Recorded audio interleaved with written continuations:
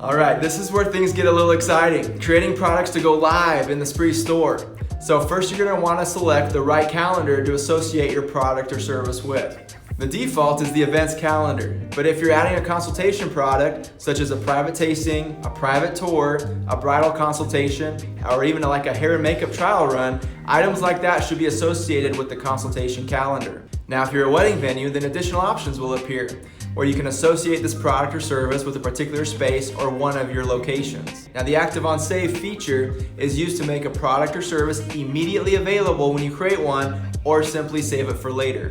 Selecting yes will push it to the Spree store right away. Now, selecting no will simply save it for later, and it won't show up in any of the search results by prospective clients. Next, you'll add a simple product description and then select a vendor category.